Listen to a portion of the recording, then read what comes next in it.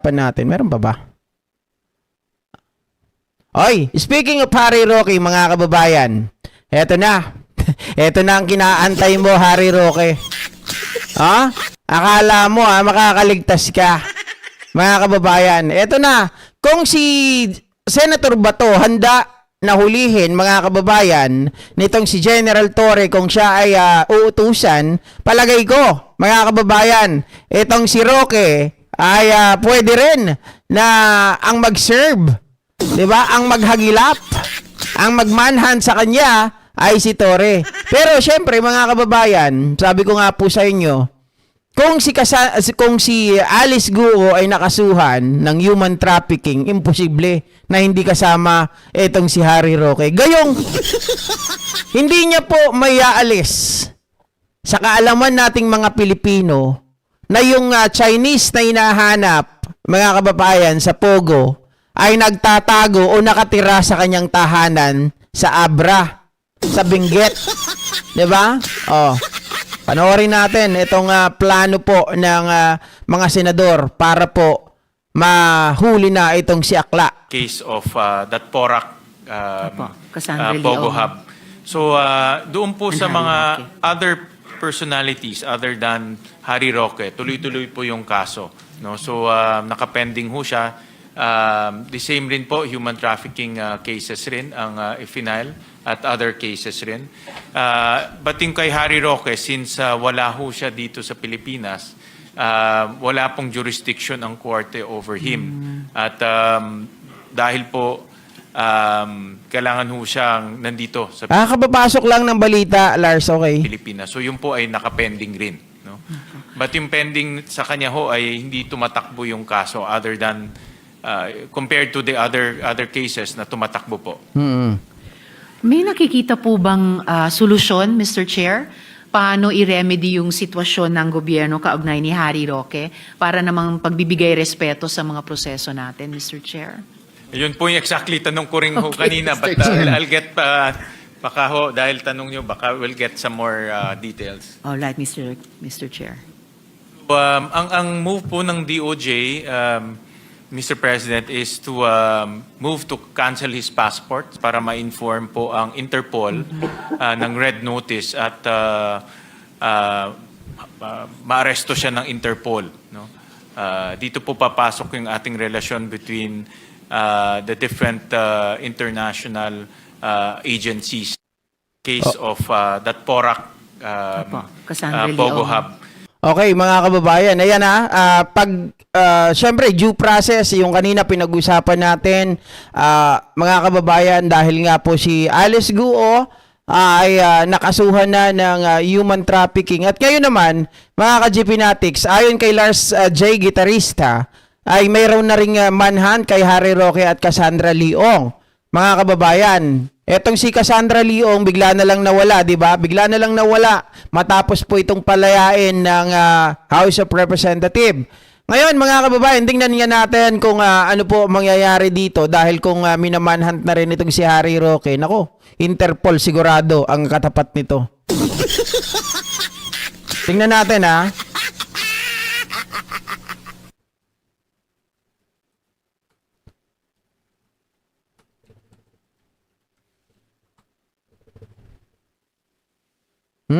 Wala. Saan mo nakita yan, Lars? Kasi dito, si Cassandra Ong is now at large. Yun ang sinasabi. Nawawala, mga kababayan. Pero yung kay Harry Roque, wala pa naman akong nakikita. Saan mo kaya nahanap yan? Pero maraming mga sagot itong si Harry Roque na sinungaling daw itong DOJ, mga kababayan, sa mga ipinamamalita na siya din ay maaaring magkaroon ng kaso. Harry Roque. Nako, kung wala ka talagang kasalanan, ganito lang yan Dapat humarap ka. Doon pa lang sa Kongreso Lahat ng pagkakataon ibinigay sa'yo. At hindi naman sila ang nag-provoke at hindi naman sila ang nag-initiative na dalhin yung mga dokumento ng tiyahin mo na umano ay may pamana sa iyong mga pera. Kung nagtataka lang kami, bakit lumaki ng ganoon ang iyong salin, gayong wala ka namang kapera-pera at nakapag-donate ka pa kay BP Sara Duterte ng 34 million ata yun. Diba? Saan mo kinuha ang pera mo, Harry Roque? Katulad ka din ba nila Marcoleta? Na ang salin pagkababa-baba tapos yung gasto sa eleksyon ay napakalaki. Oh. Si Risa Ontiveros malakas pero walang Maria ang pangalan kaya hindi siya ang pinili.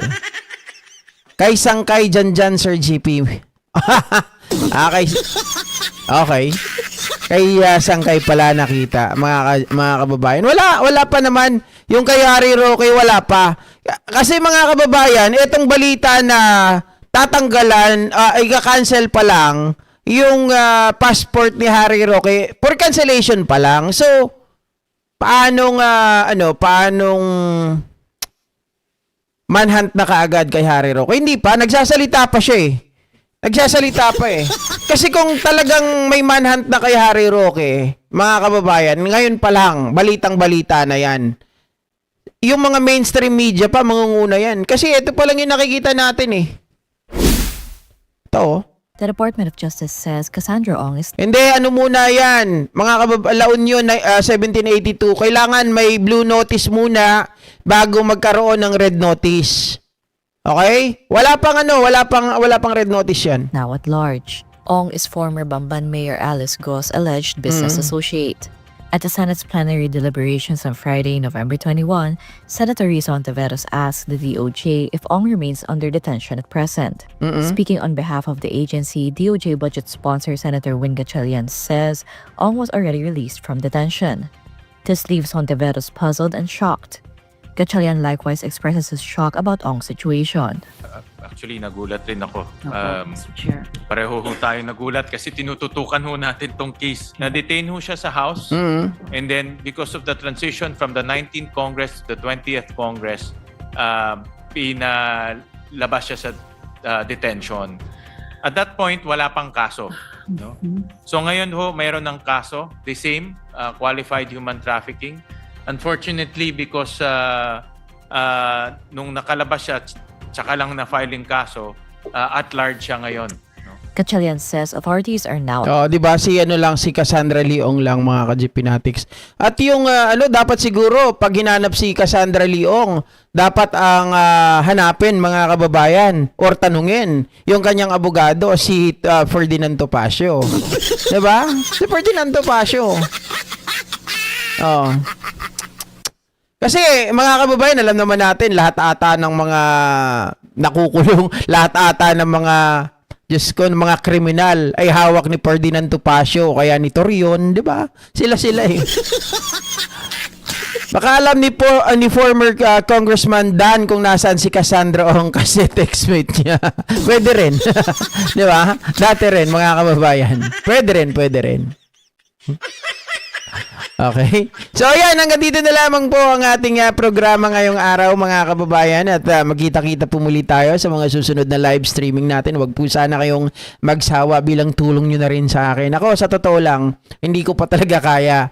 Kaya lang, pinipilit natin kahit papano pag medyo maayos yung tulog ko, malinaw yung paningin natin. Kasi hirap talaga akong makakuha ng tulong at least 8 hours. Yun. Pero pag maayos, maganda yung natin, yung vision natin, mga kababayan. Yan, maraming salamat po muli sa inyong lahat. Happy blessed Sunday to everyone. At ayun, ingat po tayo palagi. Maraming salamat.